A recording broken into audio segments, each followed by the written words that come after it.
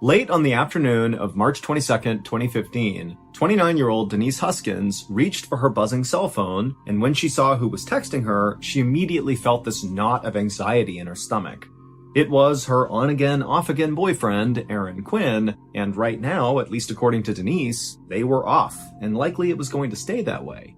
But now, Aaron was texting Denise, saying he really wanted to talk to her and would she please come over. It was a Sunday, and Denise was home alone in her little apartment in Vallejo, California, which is inside the San Francisco Bay Area, and Denise really just did not have it in her to go talk to her ex-boyfriend. Really, she didn't have plans to go out anywhere. She just wanted to stay in. And so she typed back that she was in for the night and this would have to wait. But as soon as she sent that text, immediately she got another text from Aaron. For a long minute, Denise just sat there on the couch looking at her phone, wondering what she was going to do. Denise and Aaron had met the previous summer after Denise had moved to Vallejo from Boston, Massachusetts to work at a hospital in Vallejo called Kaiser Hospital. Denise had her PhD in physical therapy, and Kaiser Hospital had a great physical therapy program, especially for people with brain and spinal cord injuries, and Kaiser Hospital was also where Aaron worked. She and Aaron had been immediately attracted to each other. Aaron was tall and fit with dark hair and piercing eyes, and he loved to cook. And Denise, she was blonde and blue-eyed and very outdoorsy and driven. And so pretty much right away, Aaron and Denise would get into these intense conversations where they each would kind of dive into the other person's life. I mean, they were really connecting on a deep level. But even though they both clearly got along great and they were really connecting, their relationship got off to kind of a rocky start. Aaron had actually been engaged to be married before he met Denise, but Aaron's fiance had cheated on him, and so he had ended the relationship, and it was during that time, right after this relationship had ended, that he met Denise. And so Denise was kind of like a rebound, and she kind of felt like a rebound, but again, they're getting along great, and so both were optimistic that it was more than that. And so Aaron and Denise had officially begun dating in the fall of 2014, but 7 months later, so in March of 2015, when Denise was getting these text messages from Aaron, at least in Denise's mind, their relationship really was done. Because Denise had caught Aaron texting his ex-fiance, basically begging her to get back together with him. And so Denise felt really hurt. She understood that that was a really intense relationship. And of course, Aaron would still have feelings for his ex to some degree, but she felt really betrayed. And so she told Aaron that that was it. But it was really painful for Denise because she did love Aaron, even though she knew, this relationship likely wasn't going to work. And now here Aaron was blowing up her cell phone with text messages to meet up and talk, and he just wasn't taking no for an answer. And so Denise finally typed out this long message back to Aaron, basically saying, look, I don't feel comfortable coming to your house. It's the house that you shared with your ex. I don't want to go there. We can talk another time. I think for right now, what you need to focus on, Aaron, is kind of like recording me. Take me out on dates and show me that you really want to be with me, because right now there's no trust.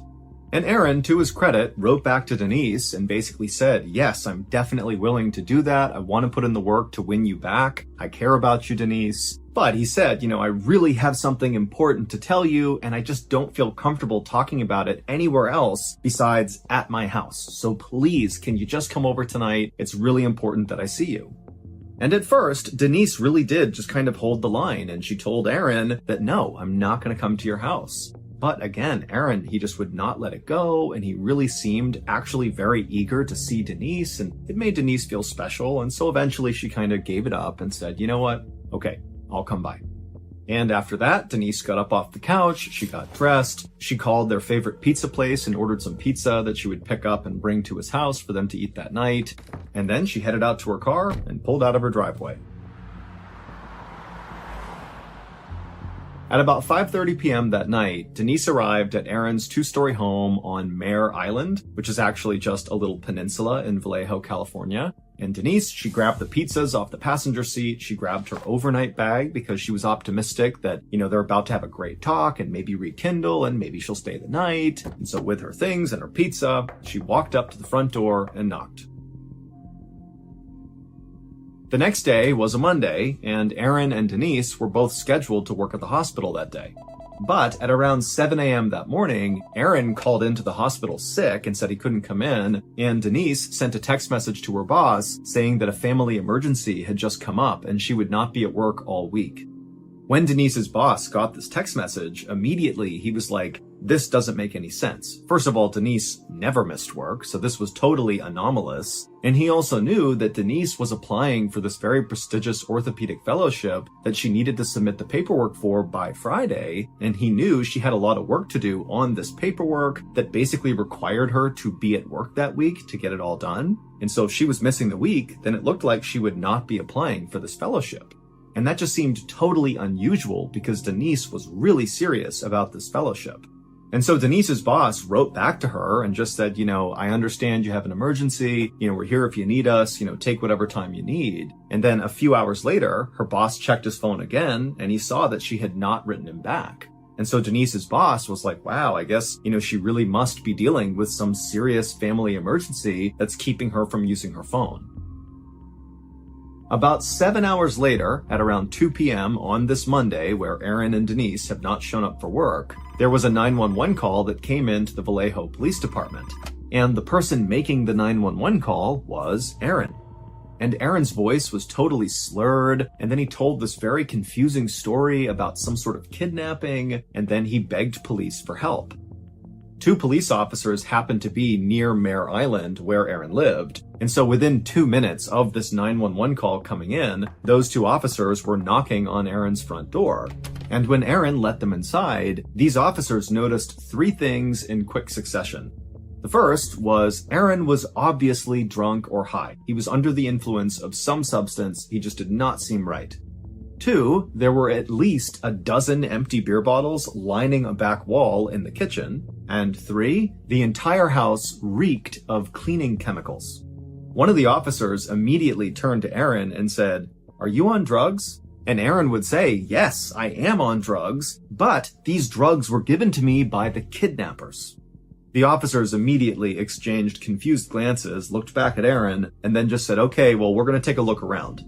And so the officers wound up going upstairs, and as they went upstairs, that cleaning chemical smell got stronger and stronger, and they made their way into the master bedroom, and they saw the ground had obviously been recently vacuumed, and that cleaning smell was really strong in here. The sheets on the bed were all gone, except for the fitted sheet that sat over the mattress. And so the officers were about to leave the master bedroom and keep looking when one of the officers stopped and he noticed something on the bed and he called the other officer over and they walked over and they looked down and sure enough on the bed was about a quarter-sized drop of blood. The police officers left the master bedroom and they went back downstairs where Aaron was and they walked up to him and said, "Okay, tell us again what happened with these kidnappers and what's going on here." And Aaron would launch into a totally bizarre story.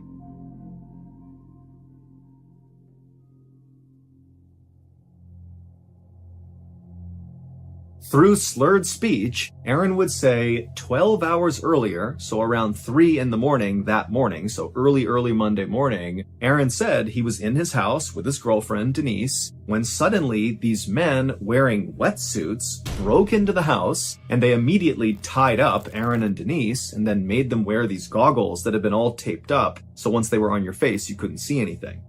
Aaron would tell the police that the intruders, in addition to wearing wetsuits, they also were carrying guns, tasers, also laser pointers, and also very high-powered flashlights. And so when they came in, there were all these lights and beams everywhere. I mean, it was totally chaotic. Aaron then explained to police that after he and Denise had been tied up and had these goggles on, the men in wetsuits came over to them and put headphones on each of them, and then they played this recording, which had this weird, soothing music, and then somebody narrating, telling Aaron and Denise that they were not in any danger, that this was just a robbery, and to stay calm and nothing would happen to them. And so Aaron and Denise had done just that. They tried to follow orders. And then at some point, the headphones came off and both Aaron and Denise were told to go to separate rooms, and they kind of fumbled their way into the separate rooms, at which point the men demanded they give up their banking information and passwords. And Aaron and Denise did that. They gave up all their banking info. And then Aaron and Denise were brought back into the living room. They were tied back up again. And then even though Aaron and Denise couldn't actually see this, they heard the sound of somebody apparently coming coming in that sounded like a doctor, who then took Aaron and Denise's blood pressure before administering this drug to them that made them both very sleepy. And then before Aaron and Denise passed out from this drug, Denise was taken by the intruders, and the intruders told Aaron that they had rigged a camera system inside of his house to watch him so he couldn't leave to go save Denise. And so Aaron basically just stayed in the house until he fell asleep from this drug. And then when he woke up again and managed to get his restraints off, he saw that Denise really was gone. And so Denise had to be with the kidnappers. After Aaron was done telling this totally weird story, which again, you got to remember, as he's talking, he sounds totally drunk. And so they kept having to ask him to say again what he was saying. And, Aaron's just kind of loopy. And so the whole thing is just so weird. And so when Aaron was finally done telling the story, the two officers just stared at him in silence. And then the officers looked at each other, and without even saying anything, they both were thinking the same thing. Probably this guy has killed his girlfriend, Denise, and after he killed her, he must have spent time cleaning the house, which is why they smelled all the cleaning chemicals. And then maybe when he was done, he felt bad about what he had done. And so he began drinking beers to kind of cope with what he had done. And that's why all those empty bottles were there. And that's why he was acting so drunk right now. And then at some point he had worked up the courage to call 911 and pretend that he didn't know where his girlfriend was and make up this whole alibi about these weird kidnappers that came in and did this stuff. But obviously it was just a ruse. This guy killed his girlfriend. That's what happened. And so finally, one of these officers spoke to Aaron and they said, "You're going to need to come to the station with us and explain yourself."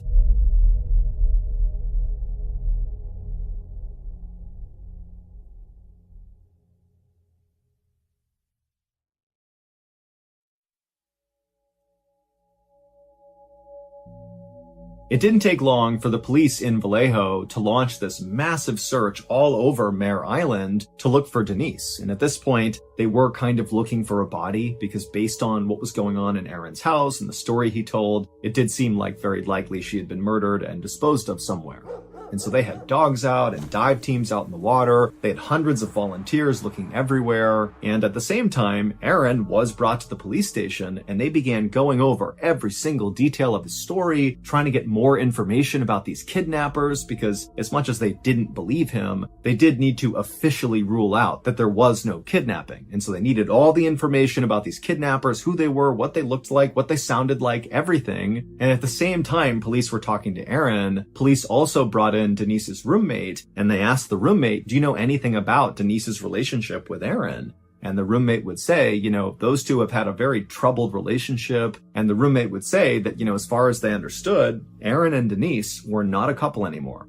And so police would actually go over to Aaron in the police station and they would say, "Hey, we have people saying that you and Denise, who you called your girlfriend, you guys were not dating. You had broken up, explain yourself."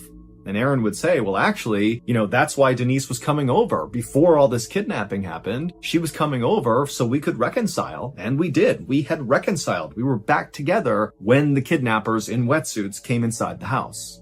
But the more police looked into Aaron's kidnapping story, the less it made sense. And it really didn't make sense to begin with. And so really, it just got weirder and weirder and weirder. Like, for one, Aaron said that he and Denise had been kind of forced to give up their banking information and their passwords, and they did that. They gave that up to the kidnappers. But when police looked into Aaron and Denise's banking records, there was no money withdrawn. The only activity on either of those accounts was on Aaron's account. 2 hours before Aaron called 911, he called his credit card holder and attempted to get them to give him a large cash advance so he could buy a boat. When police asked Aaron about the strong cleaning chemicals smell in his house, Aaron absolutely denied doing anything to clean his house. He didn't know how that happened. Also, Aaron would tell police that these kidnappers had actually wanted a ransom to be paid to them.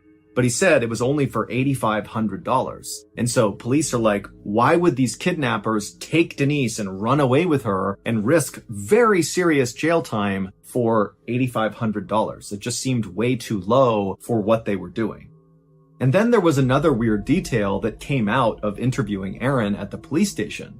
One of the police officers had noticed that Aaron's eyes were totally dilated, his pupils were huge, and for a little while, police had thought maybe that was because he was on some drug or something which can cause your pupils to dilate. But based on the weirdness of the story that Aaron was relaying to them, they actually began to suspect that Aaron was having a schizophrenic break. That is a symptom of a schizophrenic break.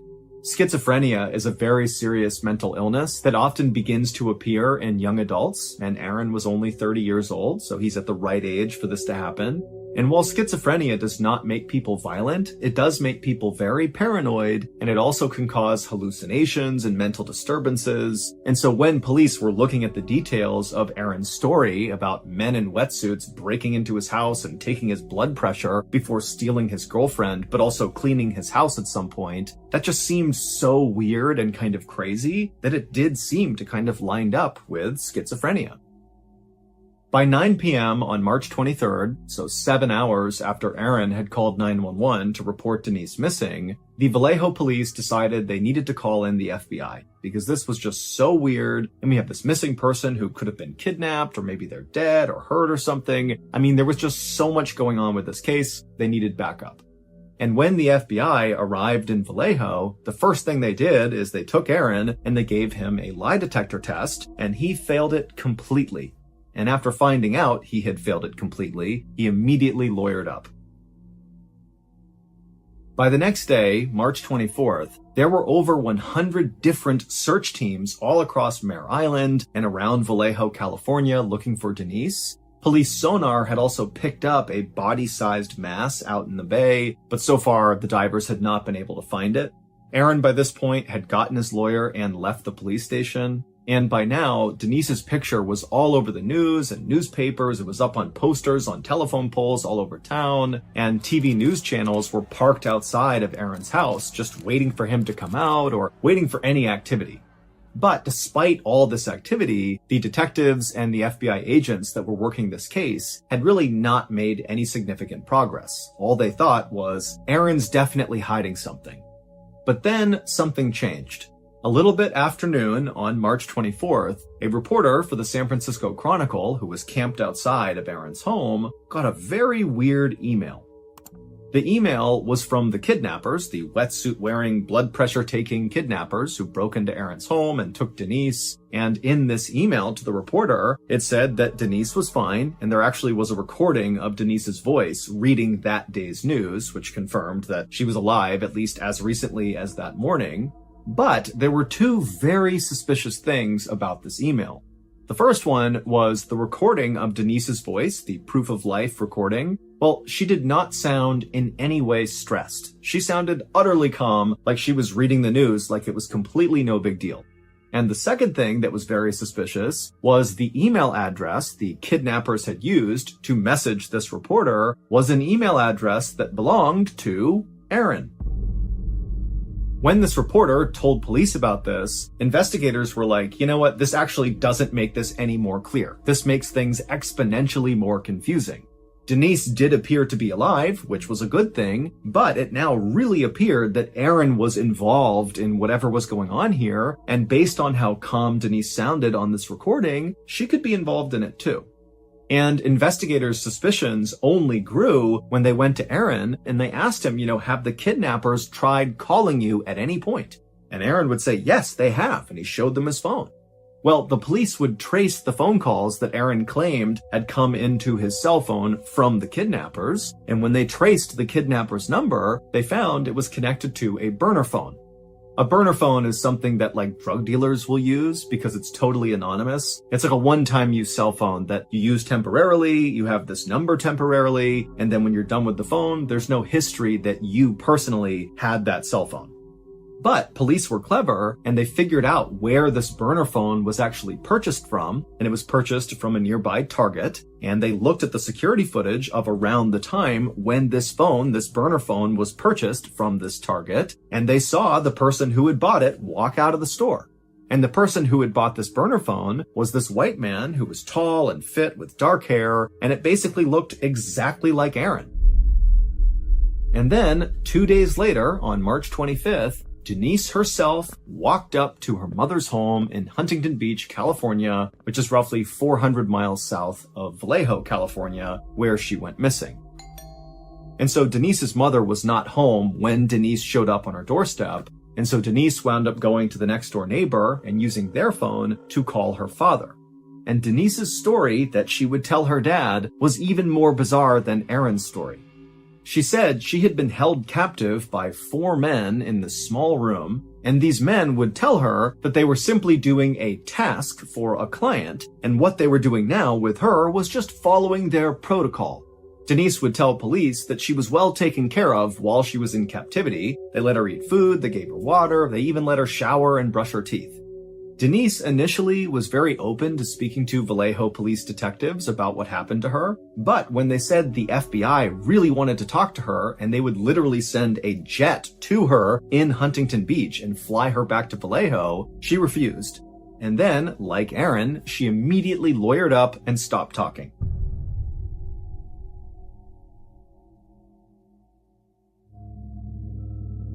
And so by this point, all the investigators are like, there's no way these two actually got kidnapped. This whole thing is some weird, elaborate hoax, and now they know they've been caught, and so they're going quiet.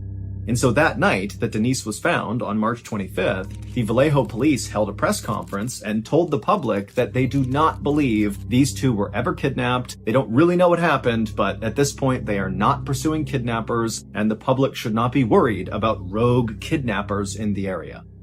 But after this press conference, the police couldn't help but think to themselves, why would these two people who are successful, they come from good families, they have loads of future prospects, their lives were good. Why would they stage this hoax? What do they stand to gain? It really just didn't make any sense. For weeks, the investigation into whatever happened to Aaron and Denise continued, but there was virtually no progress. The media was still very interested in this case. It was totally salacious, and they had dubbed this case the Gone Girl case in reference to a movie about a woman who fakes her own kidnapping. As for Denise and Aaron, they stayed lawyered up, and the only message they put out to the public was that they were telling the truth. And so really, this case just didn't make sense to anybody until about 2.5 months later, on June 5th, 2015. Early that morning, a police officer in a town called Dublin, which is just south of Vallejo, California, found a piece of evidence that basically broke the Gone Girl case wide open. The evidence this police officer found was a cell phone. Not a burner phone that's totally anonymous, but a real cell phone that is registered with a phone company and therefore is registered with an individual person. And police were able to trace this cell phone back to its owner.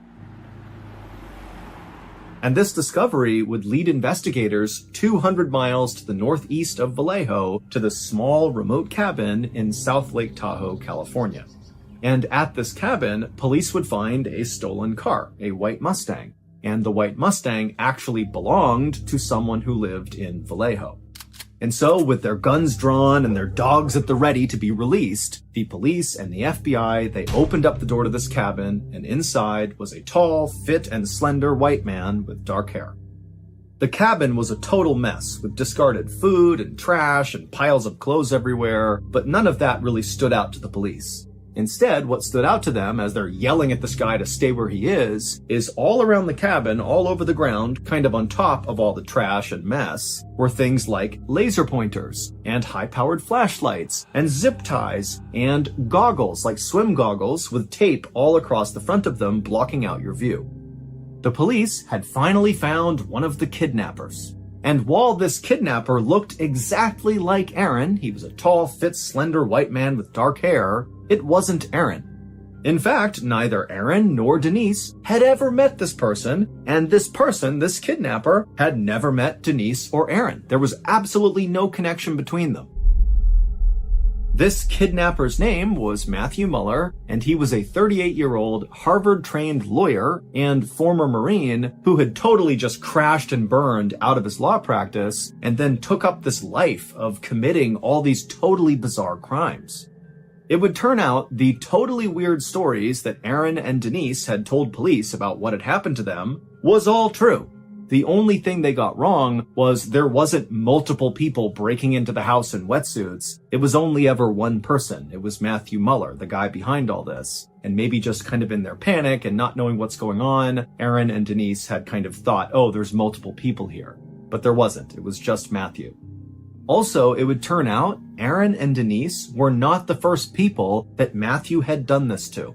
The reason that police officer in Dublin, California had found that cell phone, which broke the case wide open and led police to this cabin in South Lake Tahoe, was because on the night that officer found the cell phone, so June 5th, Matthew Muller had attacked another couple in the middle of the night in their home.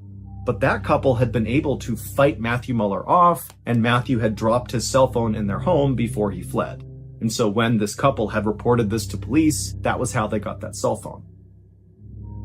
In terms of Muller's motivation for doing what he was doing, well, Muller was absolutely brilliant, like borderline genius, super smart guy, but he was extremely mentally unwell.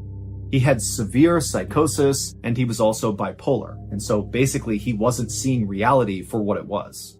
And at some point, in one of his kind of psychotic fits, he had somehow came across Aaron and Denise and become absolutely obsessed with them. He began surveilling them non-stop with a drone for 3 weeks before he attacked them, learning their patterns and who they talked to and what they did. And in fact, Aaron, when he found out that was what Matthew was doing, watching him and Denise with a drone, Aaron would tell police, oh my goodness, I actually remember one night before the kidnapping looking up and seeing this glinting light in the sky. And he thought, that looks like a drone. Why is it out here? But Aaron was a normal person and didn't suspect that somebody who was totally unhinged was spying on him with a drone. And so he had forgotten about it. And so after Muller had surveilled Aaron and Denise for 3 weeks using his drone, he was ready. And so in the middle of the night, he broke into Aaron's house wearing a wetsuit. He tied up Aaron and Denise and he put those goggles on both of them so they couldn't see anything. And then he put on those headphones on both of them that played the soothing music and also had that narration where it was telling them, hey, you're going to be fine. This is a robbery. Just stay calm and do what you're told. But after these headphones went on both of them, Matthew would sexually assault Denise. And in fact, at least one other victim of Matthew Muller has come forward since his arrest to say that she too was sexually assaulted by Matt. And so after Matt had taken Denise and left Aaron's house with her, Aaron, he did fall asleep from the drug he was given from Matthew. And then when he woke up the next morning, he managed to get out of his restraints. And, he's still affected by the drug that was in his system. And he sees that Denise is gone. And so the first thing he does is, oh my God, I need to find a way to pay the ransom to this kidnapper. Because again, the kidnapper, Matthew, had said around Aaron that he wanted $8,500. And so Matthew thought he could get that money. And so he called his credit card company and asked for that cash advance for $8,500 to pay this ransom. But when they asked Aaron why he needed this money, he didn't want to give up that it was for a ransom because he didn't want the kidnapper to know that he had talked to authorities. He was worried about Denise. And so kind of in a panic, Aaron just told the credit card company that he was buying a boat, but really it was for the ransom. Also, Aaron was the one who called in to Kaiser Hospital for both him and Denise, saying they were missing work. He did this because Matthew at some point had instructed Aaron that he would have to do that or something would happen to Denise. And so again, he's just kind of following the instructions, hoping that he can get Denise back. As for the email that the San Francisco Chronicle reporter got that apparently was from the kidnappers, but was sent from Aaron's email account, well, that really was the kidnapper, Matthew Muller, sending this email to the reporter. He just used a special program to basically hijack Aaron's email address. And as for Denise sounding very calm in her proof of life recording that was attached to that email, well, the thought is Denise was very likely in shock at the time she was asked to record this, and so it sounded like she was relaxed, but really she wasn't. Also, just a random side note that I'm sure some of you will have questions about. We don't know why Aaron's house smelled like chemicals. It's assumed that, maybe when Aaron and Denise were all tied up and couldn't see anything because of their goggles, that Matthew Muller, I guess, walked around their house and cleaned it, but we don't know for sure. Matthew Muller is currently serving a 40-year sentence in prison for federal crimes, and just recently he was sentenced to an additional 31 years in prison for state crimes that were in connection to the kidnappings of Aaron and Denise. Aaron and Denise would go on to sue the city of Vallejo, California for basically mistreating them. They had been telling the truth the whole time, but nobody took them seriously, and they would win $2.5 million. Aaron and Denise would go on to get married, they would have a baby, and they would write a book together about their experience, which is called Victim F: From Crime Victims to Suspects to Survivors.